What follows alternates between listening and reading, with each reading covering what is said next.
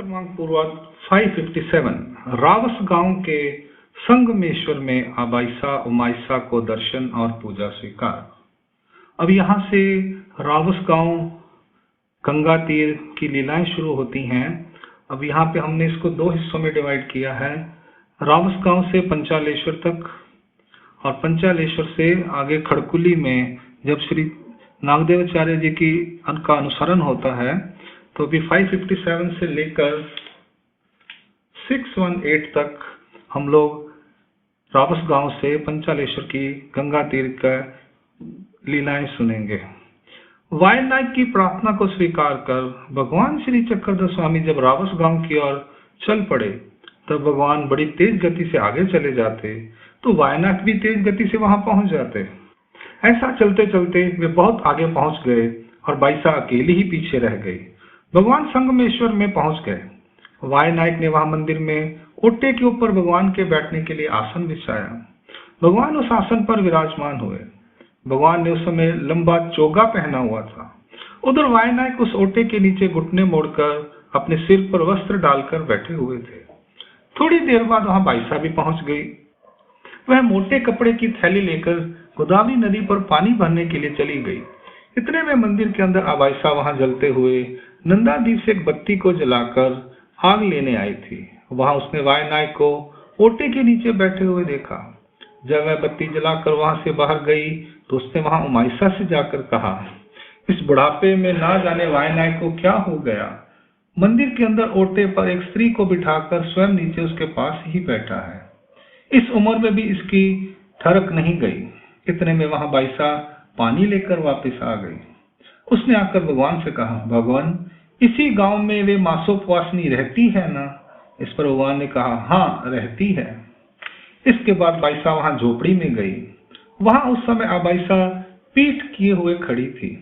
बाइसा ने पीछे जाकर अपने हाथों से उसकी आंखों को ढक लिया और चुपचाप खड़ी रही। तब आबाइसा ने कहा, यह कौन है जिसने मेरी आंखों को ढक लिया है। यहाँ तो ऐसा कोई नहीं जो मेरे साथ ऐसी ठिठोली करे, हंसी मजाक करे। ऐसे कहते हुए आबाइसा उनके हाथों को टटोलते हुए सोचने लगी कि ये हाथ तो बाइसा के समान लगते हैं, उंगलियां भी वैसी ही हैं। फिर उसने कहा, यह कौन है। इस पर बाइसा ने हाथों को उसकी आंखों से हटाते हुए मुस्कुराहट के साथ कहा, आबाई। फिर आबाइसा ने पलटकर उनसे कहा, माता आप आई हैं तो भगवान कहाँ है। इस पर बाइसा ने कहा, वे संगमेश्वर के मंदिर में ओटे पर बैठे हैं। तब आबाइसा मन में अनुतप्त होकर दुख करती हुई कहने लगी, बहुत ही अनर्थ हो गया। फिर उसने उमाइसा से कहा कि भगवान यहाँ आए हुए हैं। इस समाचार को सुनकर वह बहुत प्रसन्न हुई। उमाइसा ने पहले ही दिन जयंती का उत्सव संपन्न किया था। वह भगवान को भेंट करने के लिए पान सुपारी नारियल का वीड़ा लेकर गई। उसे भेंट कर उसने भगवान को दंडोत प्रणाम किया और उनके श्री चरणों को स्पर्श किया। फिर आबाइसा को संबोधित कर भगवान ने कहा, माता तुमने तो उस समय कहा था कि तुम समुद्र पार भी हमें पहचान लोगी। अब तो तुम यहाँ आकर भी एक झटके के साथ यहाँ से चली गई। हम यहाँ बैठे थे, तुमने ध्यान नहीं दिया। तब उसने कहा, भगवान आप ही परिचय करवाने वाले हैं, आपकी कृपा हो तो ही परिचय संभव हो सकता है।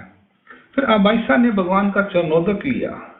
तब उमाइसा भी भगवान का चरणोदक लेने लगी तो भगवान ने उससे कहा, बेटी तुम व्रतस्थ हो, तुम्हें अपने ही शुद्ध पानी का चरणोदक लेना चाहिए। यह तुम्हारा विधि है, उस विधि के अनुसार ही कार्य करना चाहिए। तब उसने अपने शुद्ध पानी का ही चरणोदक लिया। उसमें से जो बच गया था वह अपनी गागर में डाल लिया। उसके बाद आबाइसा ने गुफा में ही भगवान की पूजा अर्चना की। लीला का हेतु, आबाइसा ने भगवान का चरणोदक लिया, भगवान की पूजा अर्चना की। उससे उसके अनेक पापों का नाश हुआ। पूजा अर्चना का उसे पुण्य प्राप्त हुआ। अंक लीला क्रमांक पूर्वाध 557 यहाँ संपूर्ण होती है। लीला क्रमांक 558 गुफा में भोजन और वस्ती। उसके बाद आबाइसा ने गुफा में आकर चावल साफ किए। इतने में वायनायक ने आकर आबाइसा से कहा, आबाई भोजन के लिए तो मैंने पहले ही भगवान से प्रार्थना की हुई है। इस पर आबाइसा ने, तुम रात को भोजन खिला देना, अभी तो दिन का चौथा प्रहर है, अभी मैं थोड़ा सा खिला देती हूँ। उसके बाद भगवान ने वहां गुफा में भोजन किया और रात को वहीं पर आराम किया। लीला का हेतु। अब आयशा ने भगवान को जो भोजन खिलाया उसका उसे पुण्य फल प्राप्त हुआ। भगवान ने वहां रात को निवास करके उस स्थान को सामान्य रूप से संबंध प्रदान किया। अंक लीला क्रमांक पूर्वार्ध 558 558 यहाँ संपूर्ण होती है। लीला क्रमांक पूर्वार्ध 559 रात को वायनायक का भोजन स्वीकार। रात को वायनायक भगवान के लिए भोजन लेकर गुफा में आए। उन्होंने अपने हाथों में भोजन का थाल पकड़ा हुआ था और उनके दामाद के हाथ में घी की कटोरी थी। वायनायक भोजन का थाल गुफा के अंदर ले गए और उनका दामाद बाहर ही खड़ा रहा। थाल अंदर रखकर वे घी की कटोरी भी अंदर ले गए। फिर भगवान ने भोजन किया, कुल्ला करके पान का बीड़ा लिया। इसके बाद वायनायक अपने घर चले गए। लीला का हेतु। भगवान ने वायनायक का भोजन स्वीकार कर उन्हें भजन का पुण्य फल प्रदान किया। उनका दामाद भगवान के दर्शन के लिए अंदर नहीं आया।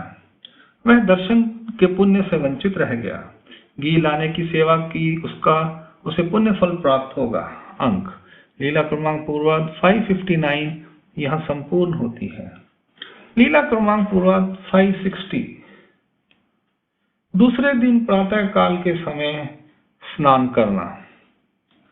बाईसा ने सायकाल के समय ही आबाइसा से कह दिया कि भगवान को बहुत दिनों से स्नान नहीं कराया गया, अतः आज वह उनके स्नान के लिए पानी का प्रबंध करके रखे। इसके बाद आबाइसा ने 2 बड़े मटके पानी के भरकर रख लिए और फिर भगवान को तौलिया देते हुए कहा, भगवान पानी तैयार है, आप स्नान कर लें। इस पर भगवान ने कहा, माता स्नान तो हम प्रभात के समय करेंगे, इस समय नहीं। इसके बाद रात को भगवान ने शयन किया। मध्य रात्रि के समय आबाइसा उठी और वह स्नान के लिए पानी की तैयारी करने लगी। तब भगवान ने कहा, माता रात लंबी है, अभी आप सब सो जाओ। इसके बाद वे सब सो गए। फिर प्रभात के समय वे सभी उठ गई, दीपक जलाया, पतीले में पानी गर्म करने के लिए रख दिया। उधर भगवान भी उठकर शौच के लिए बाहर गए। वहां से वापस लौटने पर उन्होंने हाथ पैर धोए, दंत दावन किया। भगवान ने अंगोछा पहन लिया, तेल और उबटने से शरीर पर मालिश की। उसके बाद गर्म पानी से भगवान को स्नान करवाया। आंगन में जाकर भगवान ने नए वस्त्र धारण किए। फिर वे अंदर ओटे के आसन पर विराजमान हुए। तब तक बाहर उजाला हो गया था।